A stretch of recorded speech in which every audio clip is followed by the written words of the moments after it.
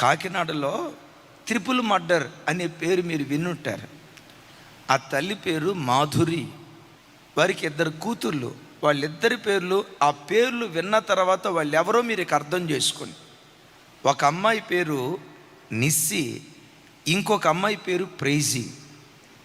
ఏం జరిగిందో తెలీదో ఎవడో అగంతకుడు ఇంటిలో జొరబడి నిద్రపోతున్నటువంటి ఈవిడిని లేపి నెత్తి మీద సుత్తితో కొట్టాడటంటే.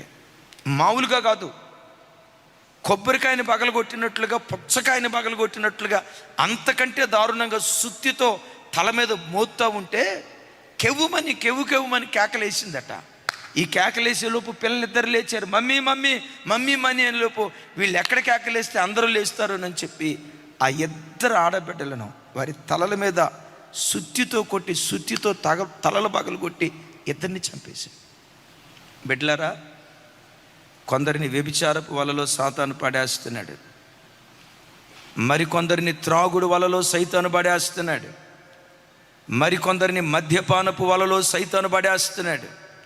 ప్రత్యేకంగా ఈ కాలంలో యవ్వన బిడ్డలను బెట్టింగ్ అనే వలలో పడేసి 80 లక్షలు, కోటి 50 లక్షలు కష్టార్జితమంతా అన్యాక్రాంతమైపోయేటట్లుగా ఒక్కొక్కడికి ఒక్కొక్క వల వేసి ఆ వలలో ప్రజలను చిక్కించుకొని జీవితాలు నాశనం చేస్తూ ఉన్నాడు.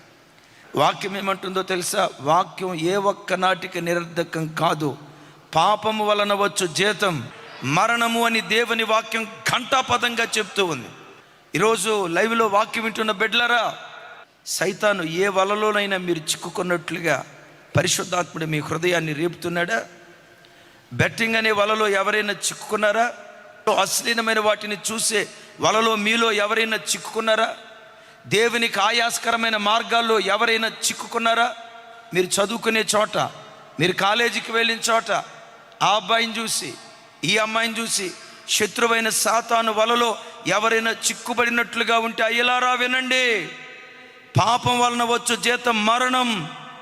అది ఏ నాటికైనా ఎప్పటికైనా నీ బ్రతుకును శాపగ్రస్తం చేస్తుంది అన్న సంగతి దయచేసి గ్రహించి, ఏ వలలో చిక్కుకున్నా, దేవా ఈ వలలో నుంచి నాకు విడుదల దయచేయ్యా, ఈ వలలో నుంచి విమోచన దయచేయని ప్రతి బిడ్డ పాపపు బంధకాల నుంచి విడుదల పొందినట్లుగా యేసయ్య రక్తంతో కడగబడిన ఏ బిడ్డ సాతానుకు దాసుడు కాకూడదు. ఆయన రక్తంతో కడగబడిన ప్రతి బిడ్డ క్రీస్తుకు దాసులయ్యే భాగ్యం దేవుడు మనకు అనుగ్రహించును కాక.